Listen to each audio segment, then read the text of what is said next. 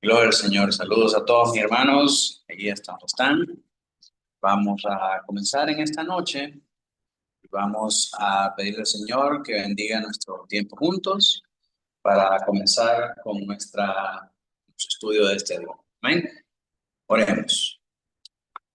Nuestro buen Dios, Padre de misericordia, de bondad, Rey de reyes y Señor de señores, en esta noche venimos delante de ti clamando por tu misericordia para nosotros.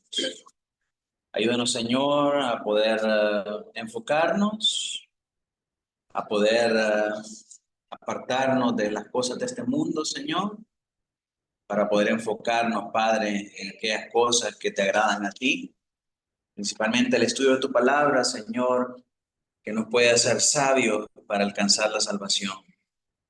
Permítenos ahora, Señor, abrir tu palabra, ser edificados por ella y que en el estudio de esta palabra, Señor, tú puedas hacernos reconocer tu grandeza, tu majestad, tu señorío sobre nosotros, Señor, nuestra condición de necesidad para contigo. Glorifícate ahora en nuestras vidas, Señor. Eh, Quita todo estorbo, quita toda distracción. Quita, Señor, todo pensamiento contrario a la bendición que tú tienes para nosotros en esta noche. Ayúdanos a enfocarnos, a llevar cautivos nuestros pensamientos a la obediencia a Cristo Jesús, para que podamos recibir la enseñanza con un corazón alegre, con un corazón dispuesto, con un corazón humilde, con un corazón enseñable, Señor, para que como iglesia tuya seamos edificados por tu palabra. En el nombre poderoso de Jesús, te damos gracias. Amén. Muy bien, mis hermanos, en esta noche continuamos con el estudio del libro del Apocalipsis. Solo voy a desplegar aquí el material y me indican ustedes si lo pueden ver. Sí, se ve. Vamos a poner pantalla en full. Buenas noches. Gracias. Bien, hoy sí ya estamos, ¿verdad? Con la pantalla completa. Sí, hermano. Muy bien, mis hermanos, entonces estamos en el capítulo de las 7 trompetas que comprende de Apocalipsis, capítulo 8, versículo 6, hasta el capítulo 11, versículo 19. Dentro de esta sección vimos en la clase anterior la introducción a la quinta y sexta trompeta, y el día de hoy vamos a meternos de lleno ya a estudiar la quinta trompeta, que es el comienzo del capítulo 9. Y así como quien no quiere la cosa, vamos ya por el capítulo 9 de Apocalipsis. Vamos avanzando ahora en este estudio. Así que este capítulo 9 comienza con lo que es la quinta trompeta. Vamos a leer ahí lo que comprende la sección del día de hoy, que es desde el versículo 1 hasta el versículo 12. Ayuda, Nicolás. El quinto ángel tocó la trompeta y vi una estrella que cayó del cielo a la tierra y se le dio la llave del pozo del abismo y, y abrió el pozo del abismo y subió humo del pozo como humo de un gran horno y oscureció el sol y el aire por el humo del pozo y del humo se dieron langostas sobre la tierra y se les dio poder como tienen poder los escorpiones de la tierra. Y se les mandó que no dañasen a la hierba de la tierra, ni a cosa verde alguna, ni a ningún árbol, sino solamente a los hombres que no tuviesen el sello de Dios en sus frentes. Y le fue dado no que los matasen, sino que los atormentasen 5 meses. Y su tormento era como tormento de escorpión cuando hiere al hombre. Y en aquellos días los hombres buscarán la muerte, pero no la hallarán, y desearán morir, pero la muerte huirá de ellos. Amén. Seguimos con el 7 al 12. Emanuel, si puedes leer.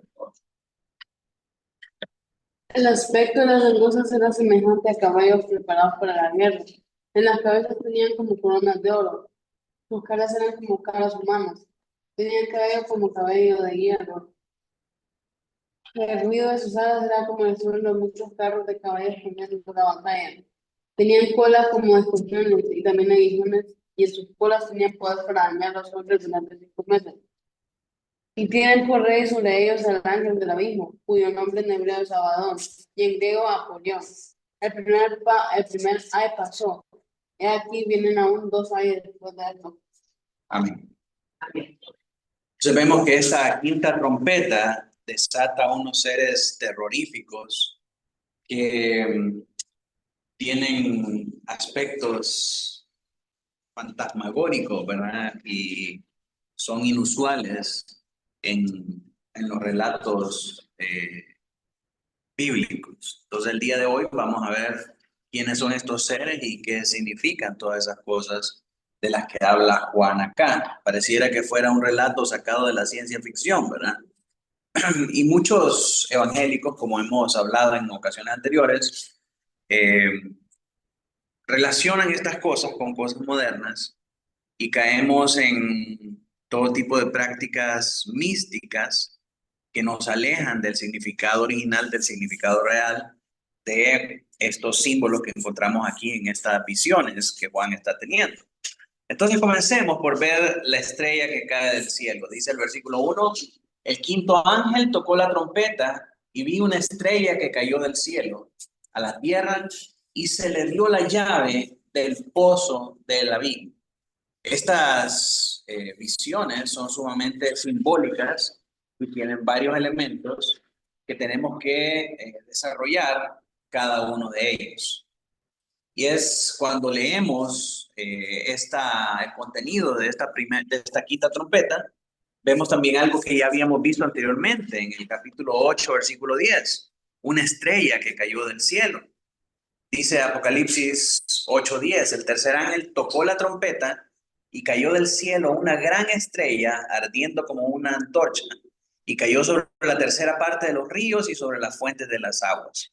Cuando leímos este pasaje, cuando pasamos por esta parte de Apocalipsis 8:10, dijimos que esa estrella era muy improbable que fuera un astro celeste, ¿verdad? Que cuando vamos a la escritura y relacionamos lo que la escritura describe como una estrella, vemos que es una referencia a los ángeles. Y esta caída de esta estrella se refiere al juicio de Dios sobre huestes celestiales que dominan o que dirigen los gobiernos y las naciones, ¿verdad? Entonces, en esta sección, esta estrella no es la excepción. También se refiere a un ángel que representa a las personas pecadoras y que sufre un juicio junto con ellas. Al decir que cayó del cielo, quiere decir que está siendo derribado a la tierra, quiere decir que está siendo destronado, decir que está siendo juzgado.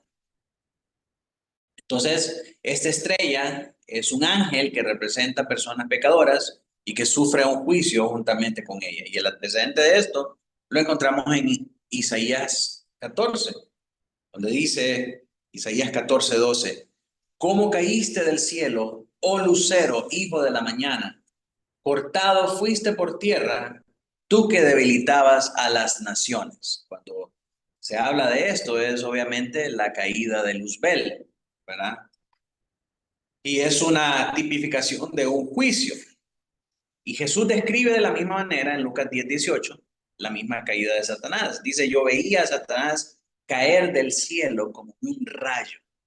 Entonces, todo esto, toda esta simbología, toda esta imagen de esta estrella que cae del cielo a la tierra, es un ángel siendo destronado, siendo juzgado y enviado a la tierra para cumplir con una comisión que Dios le da. al final de la profecía se nos revela cuál es el nombre de este ángel. Y la profecía da un círculo completo, vamos a ver, porque termina justamente donde comenzó. Entonces, vemos esa estrella que cayó del cielo. Es un ángel que es derribado a la tierra para llevar a cabo un juicio ordenado por Dios. Nos dice también que se le dio la llave del pozo de la vid.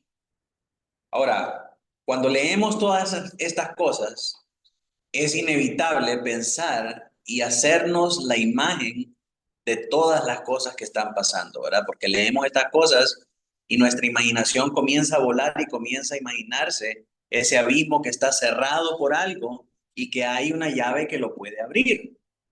Muchos se han atrevido a interpretar esto como que ese abismo está en el centro de la Tierra y la entrada a ese abismo es por los polos de la Tierra, ¿verdad? Y que al decir que le da la llave para abrir ese abismo, significa que los polos se van a descongelar y que por ahí pues van a salir del centro de la Tierra todos estos seres y estas criaturas terribles que narra Juan acá.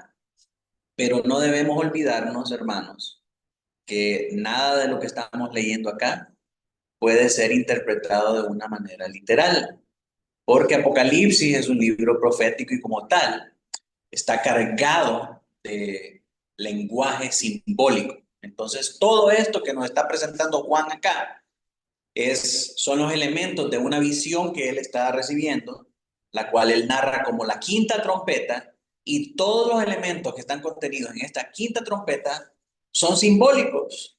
Entonces, la llave es simbólica, el pozo es simbólico, el abismo es simbólico, todo esto es simbólico. Ahora la pregunta es, si es simbólico, ¿qué simboliza? Porque todo símbolo tiene una explicación. Entonces eso es lo que vamos a ver. Dice, este ángel caído se le asigna una función de infligir castigo a la humanidad pecadora. El abismo es el reino donde mora Satanás. Ese abismo es un sinónimo de otras palabras en hebreo que nos hablan a nosotros acerca de las cosas de abajo, de las cosas terrenales, del reino de la muerte, del castigo eterno y de todas las cosas que están opuestas a lo celestial, de todas las cosas que están opuestas a lo divino. Entonces, cuando se habla del abismo, se habla de las cosas que están abajo, de las cosas sobre las cuales Satanás tiene un poder otorgado por Dios. La llave representa la autoridad. Cada vez que se habla de llave en la Biblia, esa palabra llave simboliza una autoridad especial dada por Dios. Cuando Jesús le dice a Pedro que le iba a dar la llave del reino de los cielos, ¿verdad? Y para que pudiera abrir y cerrar, para que pudiera atar las cosas en el cielo y atarlas en la tierra, desatar las cosas del cielo y desatar las cosas de la tierra, esta llave no es una llave literal, ¿verdad? Es una llave simbológica que representa la autoridad de la iglesia. Dice también que David tenía una llave para entrar y para salir. Y eso nos habla a nosotros del pacto davídico y de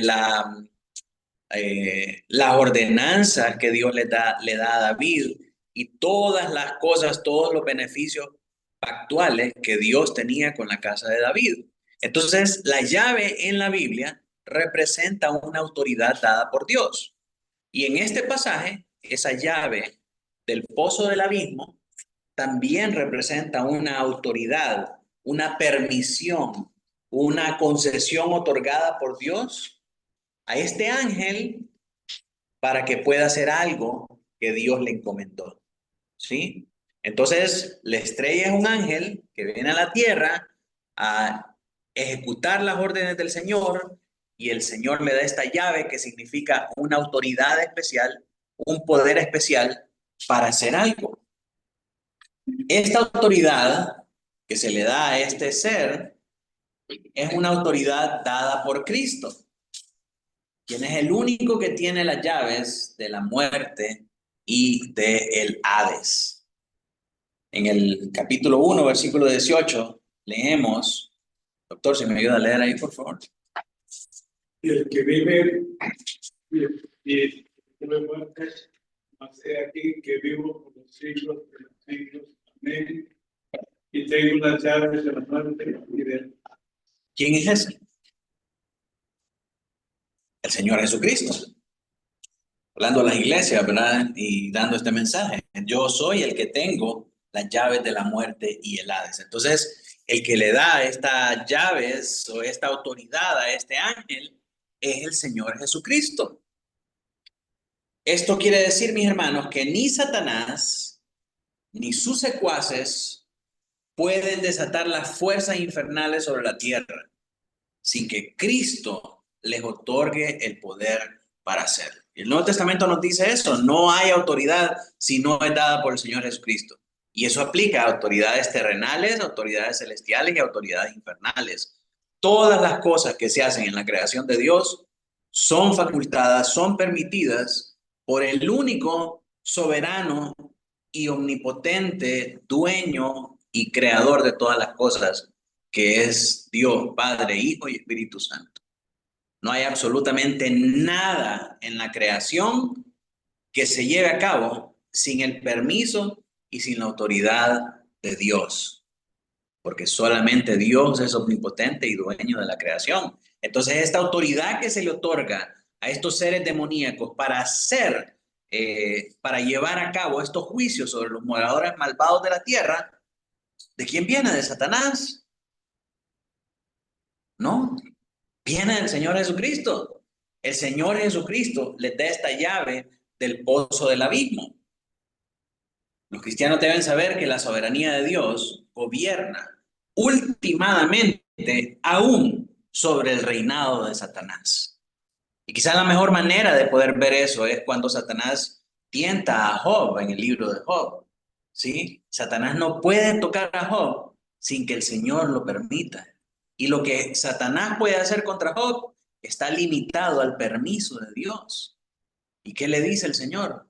Tocale todos sus bienes, pero guarda su vida. ¿Por qué? Porque su vida me pertenece a mí.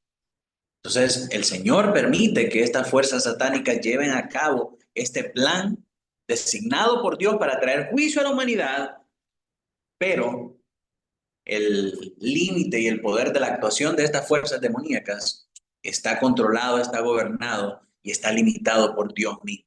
Dios es el que controla aún estas fuerzas satánicas. Dios tiene el control últimamente sobre el reinado de Satanás.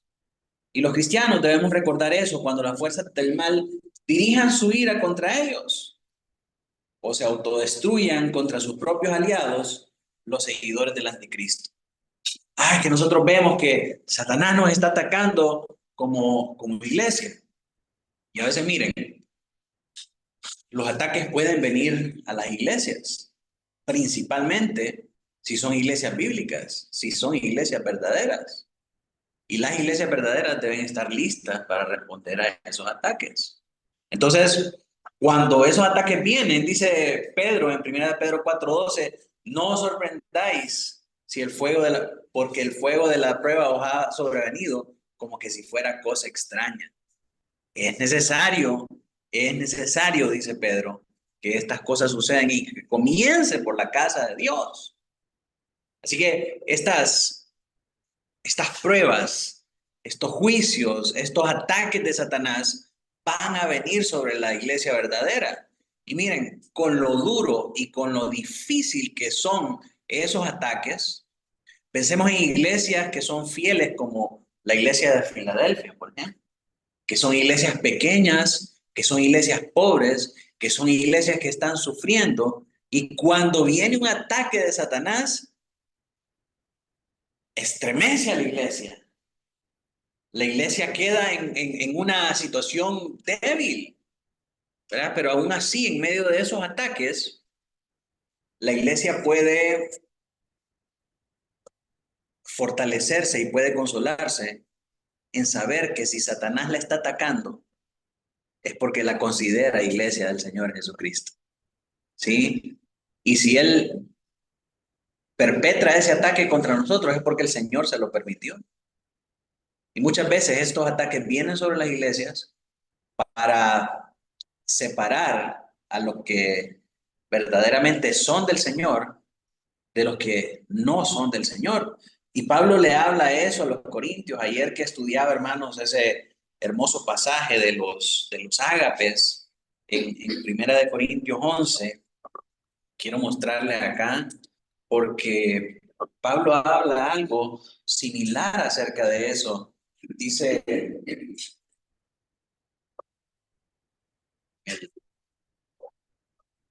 verso,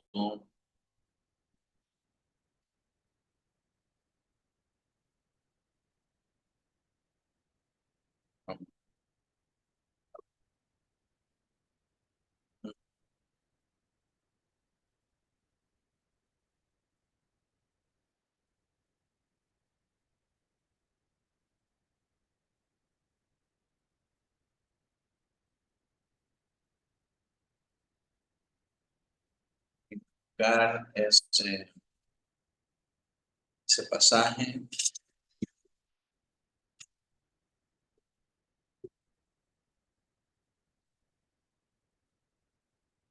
Ok, pero al anunciaros esto que sigue, voy a compartir aquí la pantalla con mis hermanos para que podamos ver todo este pasaje, hermanos, porque es importante, importantísimo.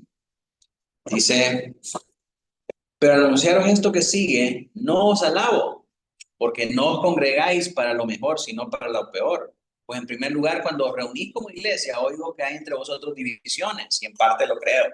Porque es preciso que entre vosotros haya disensiones para que se hagan manifiestos entre vosotros los que son aprobados. Si Dios permite que vengan divisiones, que vengan pruebas, que vengan durezas a la iglesia para separar los aprobados de los reprobados, para separar los que son parte de la iglesia de los que no son de la iglesia. Entonces, todos los ataques, hermanos, que se llevan a cabo en la iglesia por parte de Satanás es porque el Señor los permite.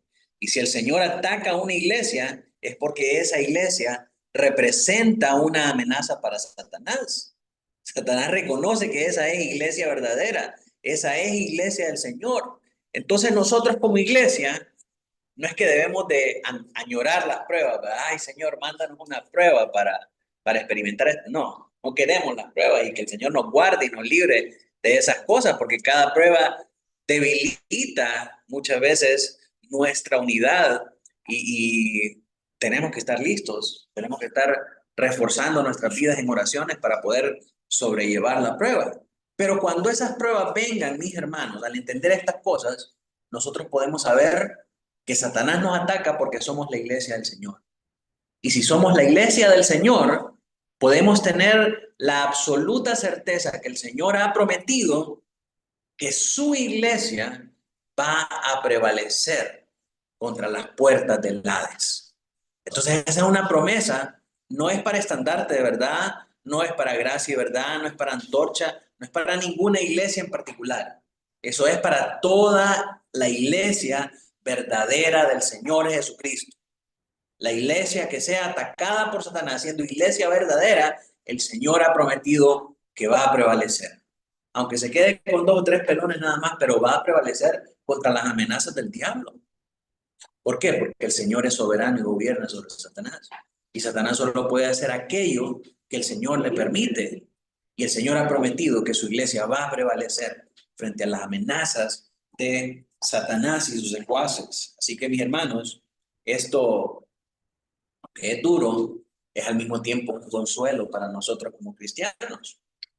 Así que el Señor le ha dado estas llaves o esta autoridad a Satanás para actuar contra los moradores de la tierra, y esta es la base de la esperanza y un estímulo para los cristianos perseguidos. Que si Satanás viene contra nosotros es porque Dios lo permitió. Dios no nos va a dar pruebas que nosotros no podamos sobrellevar. Y el propósito de la prueba es refinar nuestra fe, es garantizar que nosotros somos aprobados, Es garantizar que nosotros somos parte del pueblo de Dios, de ese pueblo que ha sido sellado desde antes de la fundación del mundo y que ha recibido el Espíritu Santo para ser guardado hasta el día de Cristo. Así que mis hermanos, las pruebas tienen esta promesa, esta esperanza para nosotros. Dice que el sol y el aire se oscurecieron. Y ya hemos visto que el oscurecimiento del sol y de otras partes del cosmos es una señal de juicio. Esta imagen es una alusión a las repetidas referencias de oscurecimiento del sol en el Antiguo Testamento. Lo vemos en el libro de Joel, capítulo 2, 10 y 31, 3:15 y en Isaías 13:10, donde esta es una señal de juicio. El humo que sale del pozo oscureció el sol y el aire. Eso significa que el juicio que antes fue para el reino demoníaco en la muerte y la resurrección de Cristo, ahora se está extendiendo al reino terrenal. Si Dios juzgó a los demonios, Dios juzgó a Satanás por medio de su muerte y su resurrección. Y cuando Él murió en la cruz, cuando Él expiró en la cruz, dice que hubo oscuridad y hubo la tierra tembló, ¿verdad? Con la muerte del Señor Jesucristo. Creo que Lucas 23, del 44 al 45. Hermano, no sé si me ayuda ahí a leer. Cuando era como la hora sexta, hubo tinieblas sobre toda la tierra, a la hora novena, y el sol se oscureció y el velo del templo se rasgó.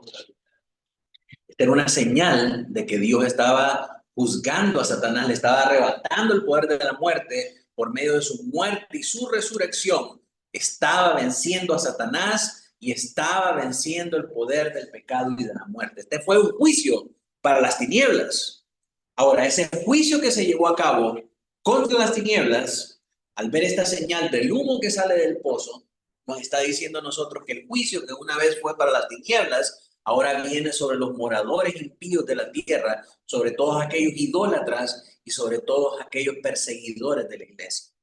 Sí, ese es el propósito del Señor al traer esta prueba, al traer esta tribulación con este juicio de las trompetas, hacer extensivo el juicio de las tinieblas a los hombres también.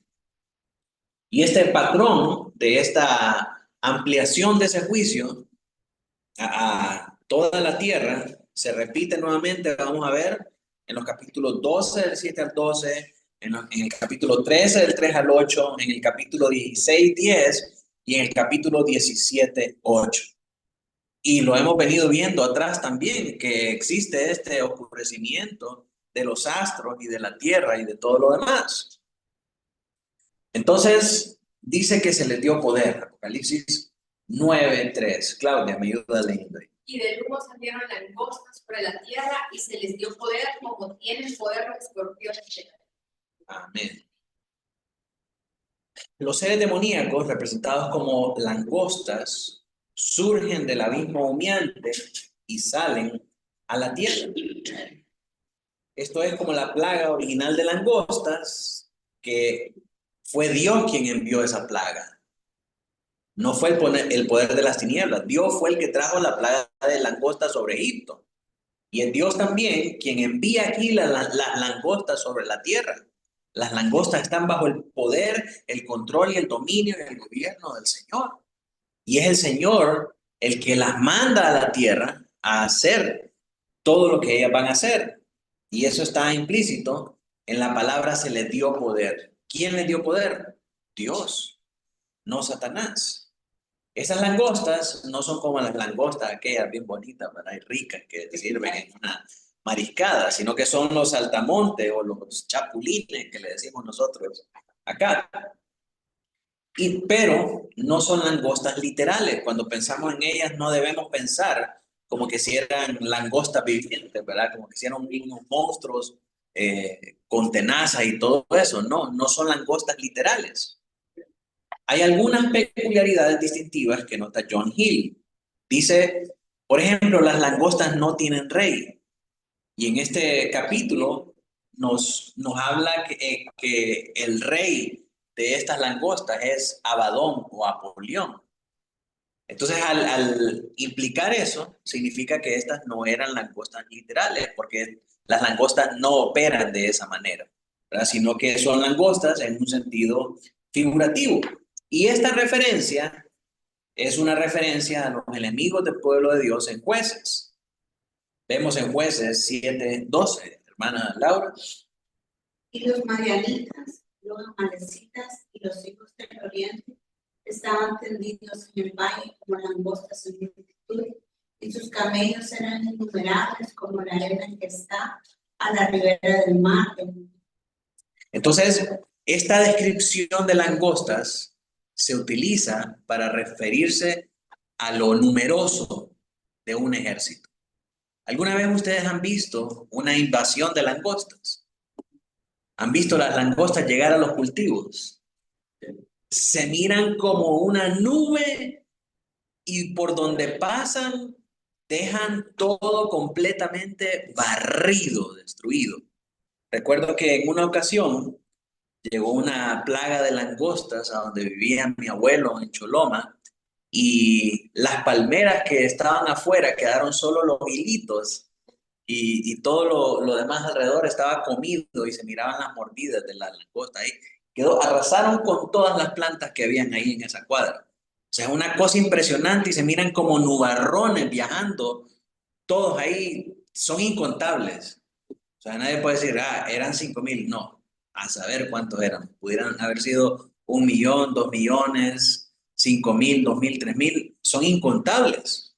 Entonces, cuando se habla de estas langostas, la característica principal es lo multitudinario, lo numerosas que son, ¿verdad? Como cuando se enumera o cuando se describen los ejércitos madianitas y los ejércitos árabes que subieron contra el pueblo del Señor. Este ejército de langostas también es un ejército que trae juicio sobre la tierra y que trae destrucción y es también numeroso. Entonces, la referencia a este pasaje de Jueces es clara en ese sentido. Es una multitud innumerable que se le dio el poder para atacar a la tierra. La referencia de escorpiones en el Antiguo Testamento se refiere a un castigo más severo, ¿verdad? Segunda de Crónicas 10:11 dice, así que si mi padre os cargó de yugo pesado, yo añadiré a vuestro yugo. Mi padre os castigó con azotes y yo con escorpiones, ¿verdad? Indica un incremento en el tipo de castigo. Entonces, este tipo de castigo es un castigo que cuando pensamos en el veneno, en la ponzoña de los alacranes, ¿verdad? Lo que hace la picada de los alacranes es que paraliza el lugar ¿cómo se llama? Donde pica y se siente un dolor potente, ¿verdad? Un dolor bastante agonizante. Y vamos a hablar un poco más adelante acerca de cómo es este dolor y qué clase de dolor es. Entonces, este ataque de estos escorpiones, este aguijón de estos escorpiones, nos habla a nosotros de un castigo más severo, de un juicio más severo, de un incremento en el malestar o en el juicio que Dios trae hacia estos moradores de la tierra. Pero dice que estas langostas solo dañaban a los que no estaban sellados. Mira lo que dice ahí Apocalipsis 9:4. Hermana Carlota, si me puede ayudar a leer, por favor. Y se les mandó que no dañasen a la hierba de la tierra, ni cosa verde alguna, ni a ningún árbol, sino solamente a los hombres que no tuviesen el sello de Dios en sus frentes. Amén. Entonces esta es otra razón que John Hill nota para deducir que estas no son langostas normales, porque las langostas normales devoran toda la vegetación, ¿verdad? Pero estas langostas eran altamente selectivas. Traían daño, pero no dañaban a cualquiera. Dañaban únicamente a los que no eran sellados por Dios. El sello es un símbolo de la autoridad soberana de Dios y de su propiedad sobre los que están destinados a formar parte de su reino y no el dominio de Satanás. Y prueba de esa soberanía es que las langostas no tocaban a aquellos que eran sellados. ¿Por qué? Porque Dios en su soberana autoridad les dijo: a los sellados no, solamente a los que no están sellados, a los moradores impíos, idólatras y perseguidores de la iglesia. Entonces, el sello es un símbolo de esa autoridad soberana de Dios y de su propiedad sobre los que están destinados a formar parte de su reino y no del dominio de Satanás. Eso significa, mis hermanos, que la fe de nosotros como cristianos está salvaguardada por la presencia protectora de Dios. Los cristianos verdaderos estamos protegidos de esta plaga. Y parte del daño infligido implica tener a los impíos no sellados en la oscuridad espiritual. ¿Verdad? Eso era lo que hacía este veneno de escorpiones: nublar el entendimiento, nublar la vista de estos impíos para que no pudieran reconocer la autoridad de Dios, para que no pudieran arrepentirse de sus pecados, sino más bien continuar en su incredulidad, en su idolatría, y eso traía desesperanza y traía temor a los hombres al estar separados de Dios y no encontrar la manera de cómo reconciliarse. Y eso les recordaba que estaban separados del Dios vivo y que vendría un juicio peor para sus vidas. Hablemos entonces ahora del tormento temporal, porque Juan dice en el versículo 5, les fue dado que no los matasen, sino que atormentasen 5 meses. Y su tormento era como tormento de escorpión cuando hiere al hombre. No podían matar a nadie, solo atormentarlos. Esa era la comisión que tenían estas langostas. Ese periodo de 5 meses podría referirse por analogía a la estación seca, que es cuando salen las langostas, o al ciclo de vida de las langostas, que es lo que duran ellos durante la temporada seca. Pero es más probable que sea algo simbólico, ¿verdad? Si estamos hablando de que todo lo que está en esta sección es simbólica, lógicamente también estos 5 meses también son simbólicos. Ahora, ¿qué significan? Significan un periodo corto de tiempo, como en otras partes de Apocalipsis. Así que el tormento es principalmente espiritual y psicológico, porque esta es la connotación que tiene esta palabra en otras partes del libro con referencia a las pruebas que preceden y incluyen el juicio final. Cuando hablamos de estas pruebas que se dan en este tiempo antes del juicio final y cuando venga el juicio final, el sufrimiento, el tormento, el dolor que se narra ahí en esas pruebas es un dolor que es espiritual y que es psicológico. Y vamos a ver eso en los capítulos 11, 10, 14 del 10 al 11, 18 del 7 al 10, 15, y en el capítulo 18 vemos que ese dolor es sinónimo de dolor emocional, de llanto y de luto. Como cuando usted está de luto, ¿verdad? No es el mismo dolor que uno siente cuando se hace una herida, que cuando tiene una cesárea, ¿verdad? O algo así, que cuando es por luto, es por la pérdida de un ser querido, es por tristeza, es un dolor completamente diferente. Pero aún así duele, aún así uno quisiera morirse y uno quisiera sacarse el corazón, ¿verdad? Y no estar ahí en esa situación. El punto es que este dolor que se experimenta acá es ese tipo de dolor de llanto y de luto. No es un dolor físico por cualquier afección en el cuerpo. Luego Juan hace un comentario aquí en el versículo 6 y dice: y en aquellos días los hombres buscarán la muerte, pero no la hallarán. Y ansiarán morir, pero la muerte huirá de ellos. Juan da un comentario interpretativo parcial sobre la visión que acaba de ver.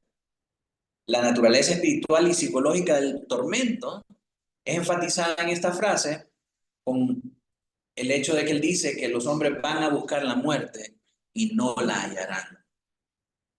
Es decir, que van a querer morirse, pero le van a tener tanto miedo a la muerte que no van a poder matarse. Ese es un tipo de dolor psicológico, un tipo de dolor espiritual.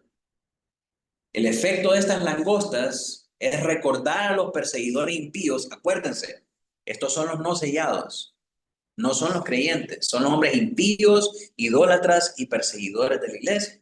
Entonces el juicio de estas langostas es recordar a estos impíos que su idolatría es vana y que están separados de Dios. Y en consecuencia no tienen esperanza. Mis hermanos, esa es la diferencia de nosotros los cristianos. Que si vienen las durezas, que si vienen las tribulaciones, que si vienen los problemas aquí en la tierra, nosotros tenemos una esperanza viva y verdadera. Una esperanza incorruptible, incontaminada e inmarcesible, dice Pedro. Nuestro tesoro, nuestro depósito está seguro en el cielo, donde ni la polilla ni el orín corrompen.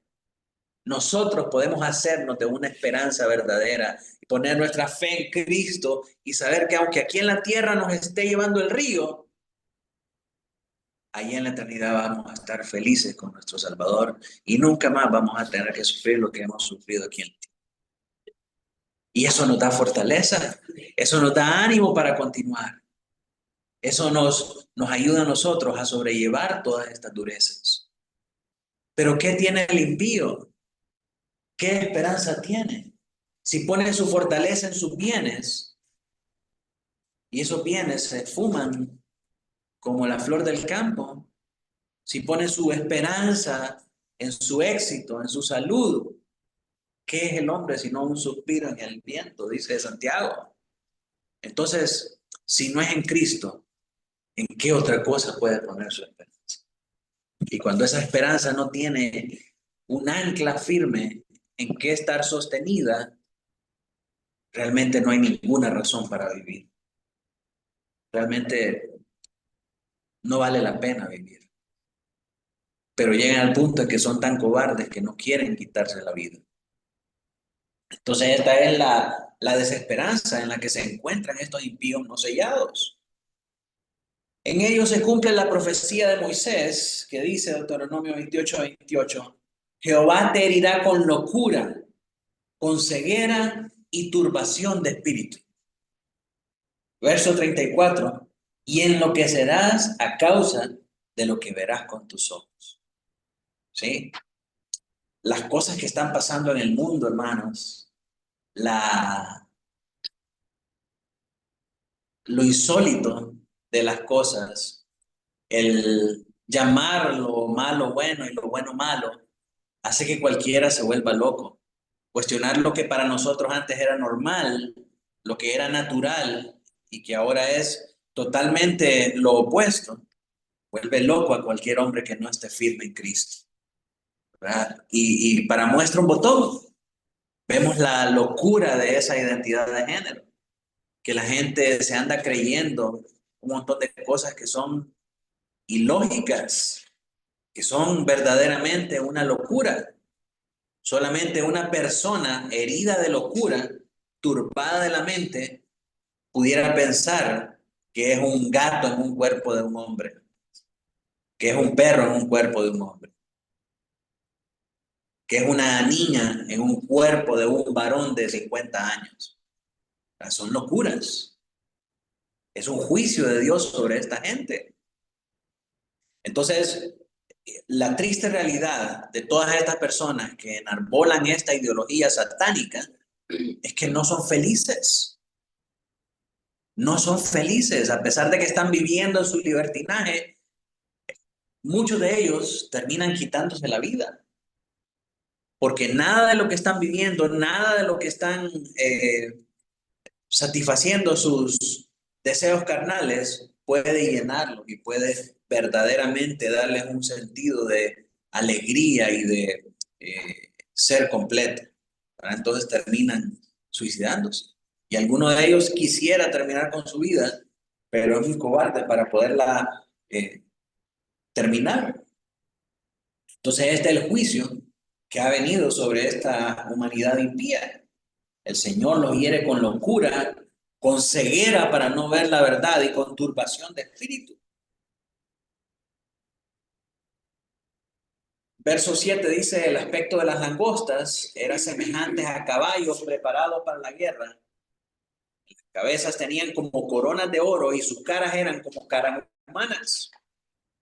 Esta detallada descripción que Juan hace aquí de las langostas contiene tres usos de las palabras semejante, así como también de la palabra como.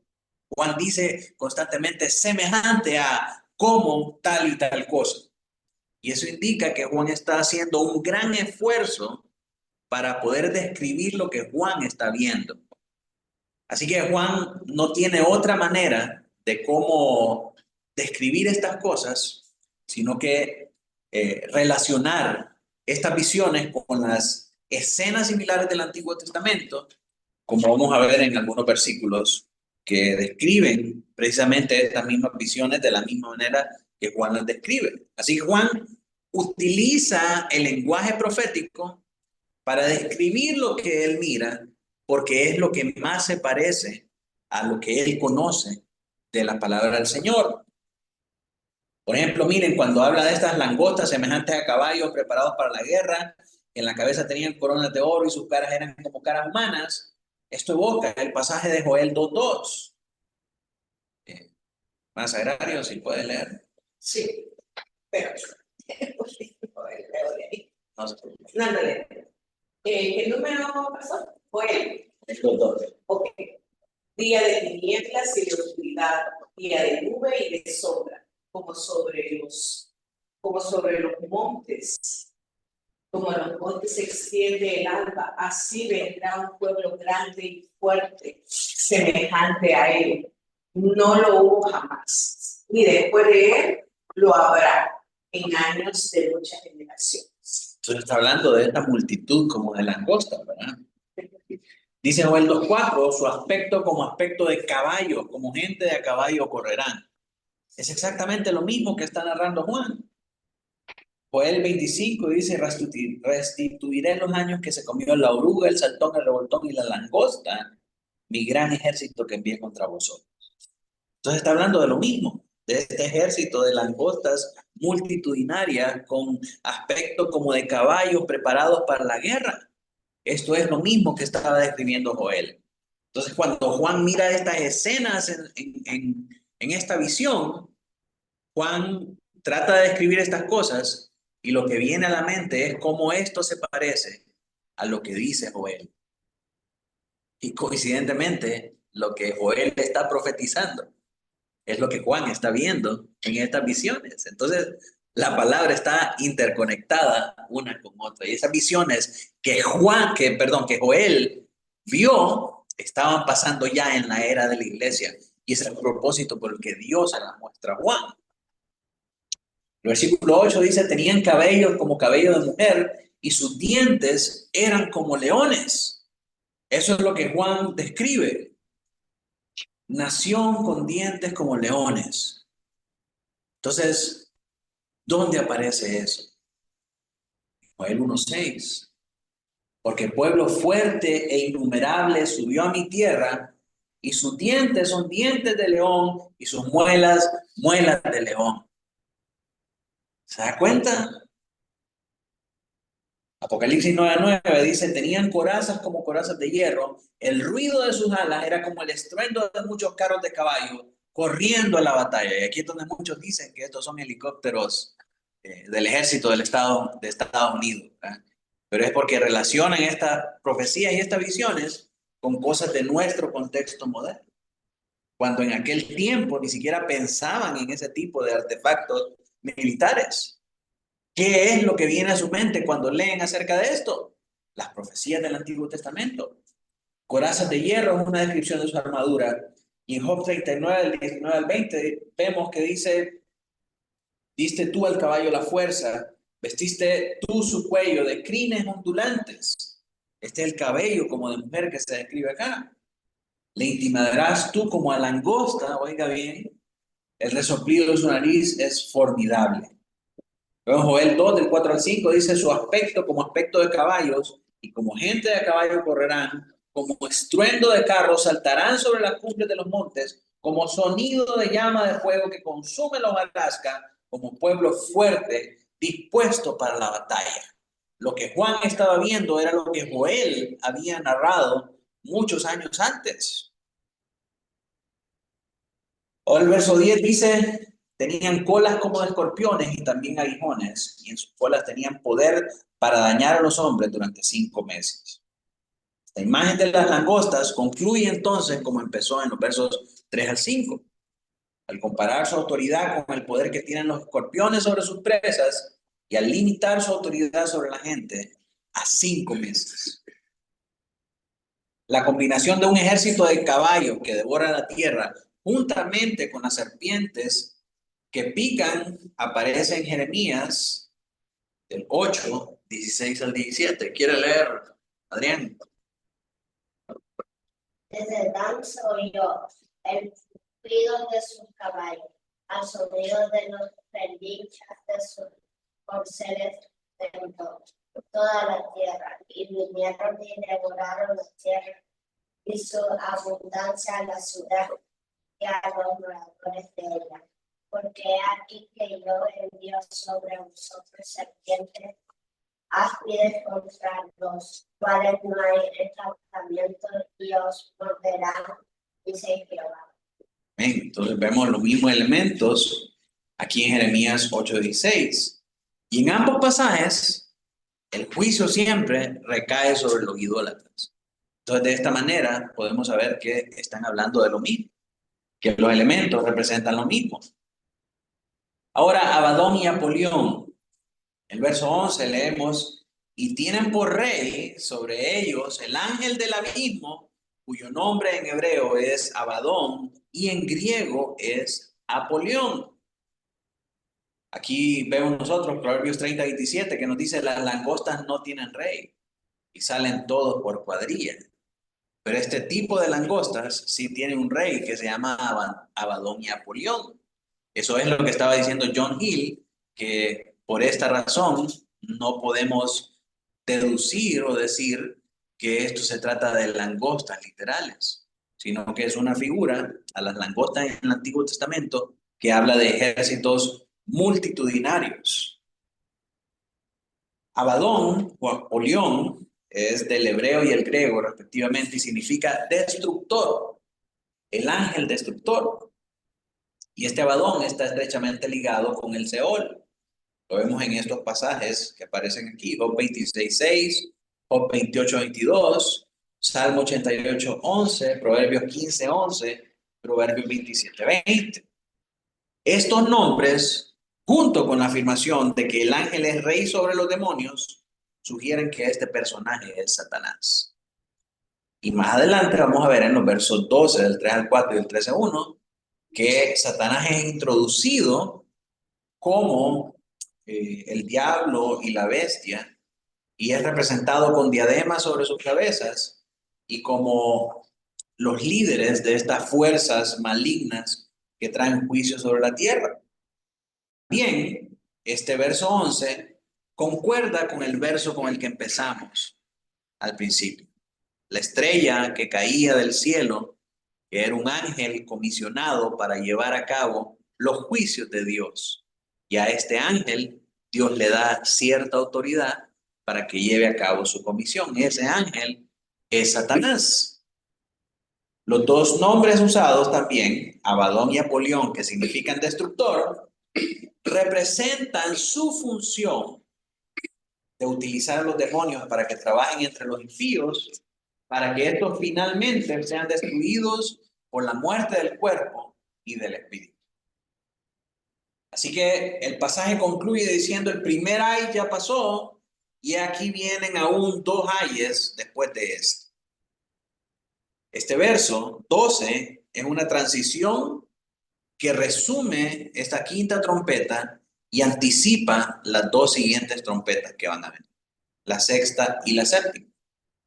La actividad demoníaca, que solo dura por 5 meses, no es más que una parte del proceso que conduce a este objetivo final y macabro de las fuerzas del mal, que tiene como propósito destruir a los hombres impíos con esa muerte física y con la muerte espiritual. Así que cuando comienza la sexta trompeta, representa que este juicio de el oscurecimiento del sol, el humo que sale del abismo, la estrella que cayó del cielo y que se le dio el poder de las llaves del pozo, del abismo, las llaves del pozo del abismo y todo lo que sale de ahí, de ese humo, todas estas langostas y este ejército que trae todo este juicio sobre los hombres idólatras, termina con la sexta trompeta. El uso de la frase "el primer ay ya pasó" indica que la visión contiene estos acontecimientos,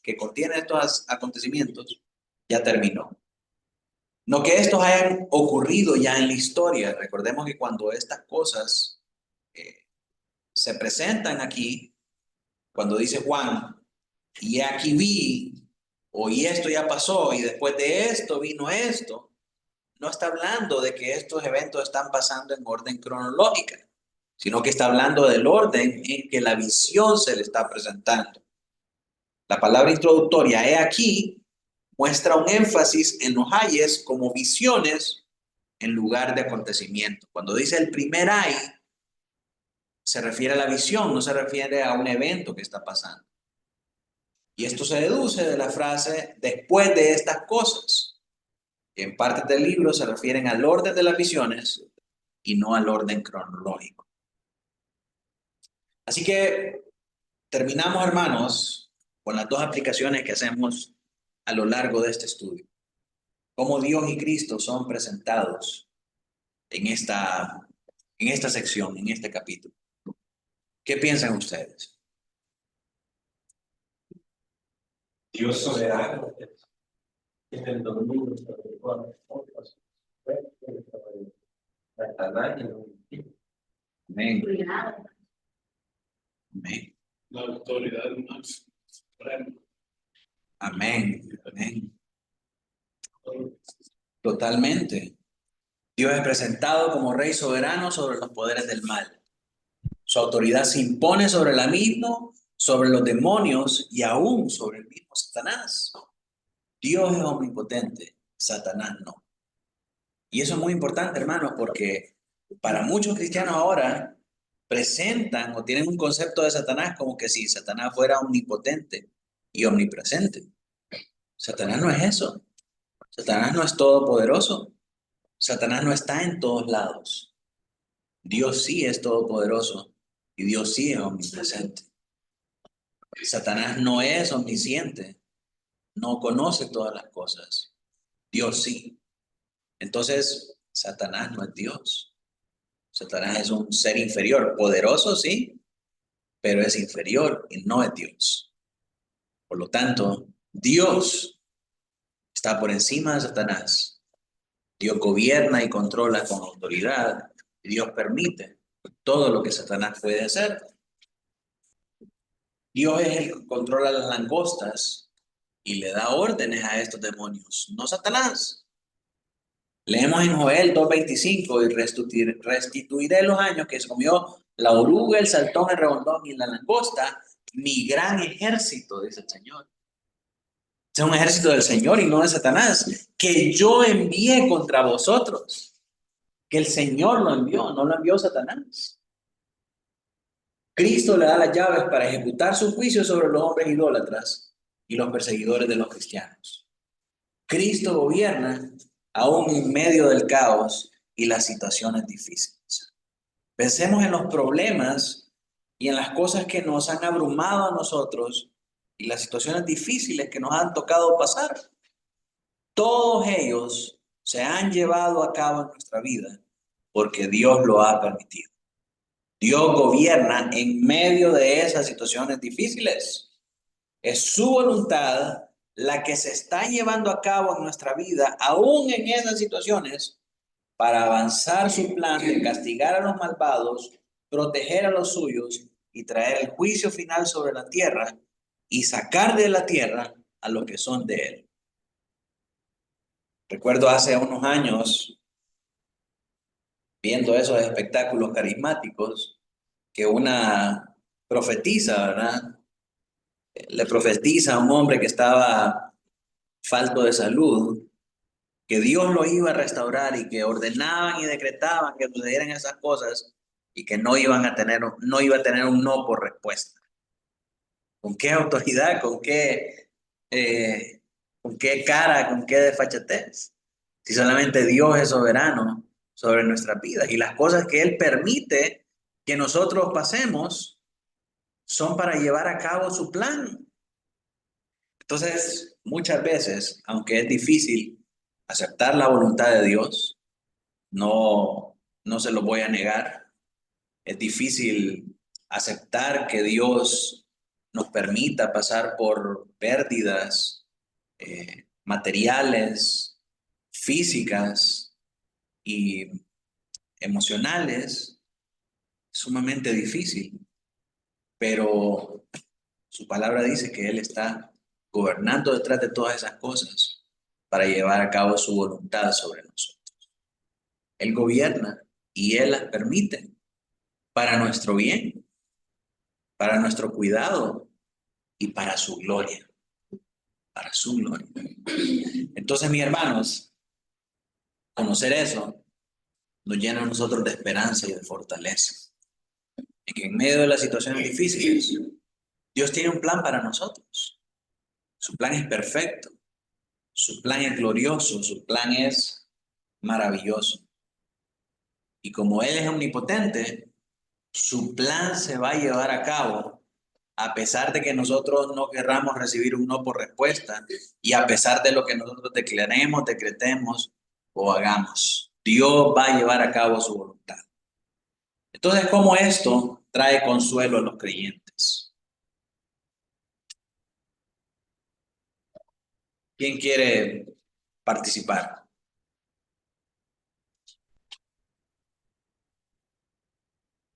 ¿Cómo ver a Dios y a Cristo en medio de estas cosas? ¿Cómo eso le trae consuelo a los creyentes?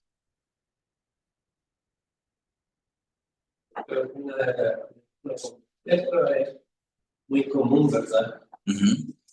Y de hecho los ateos harán cosas como decir, ¿dónde está Dios, verdad? Que hay tanta guerra y no mantiene el mundo, el país, la situación y todo. ¿Qué respondemos como cristianos a la luz de esto mismo que nos recuerda la palabra? Que Dios está en su trono, que Él da permiso a un ejército del mundo para asustar a los impíos, ¿verdad? Pero a los sellados, a los que son de Él, no podrán llegar. Pero de repente pueden decir, pero mira, un cristiano, ya cuántos cristianos en la pandemia. Pero la muerte para el cristiano victoria. Amén. Cristo. Entonces, por cualquier lado, el cristiano siempre es. Amén. Amén. Y en las torres empiezan. Sí, Sí, totalmente. Y eso hace más viva y más verdadera nuestra esperanza, ¿verdad? Al saber que nuestra fe está segura en las manos de un Dios todopoderoso. Sabiendo que aunque Satanás dirija su ira contra nosotros y nos quiera destruir, nos quiera quitar todo lo que amamos y lo que nos da seguridad, todo lo que Él logre es porque Dios se lo ha permitido. Nos puede perseguir, nos puede robar y nos puede matar, porque eso es lo que Él hace, dice Juan 10:10. Pero si somos creyentes verdaderos, hemos sido sellados por Cristo para el día de la redención.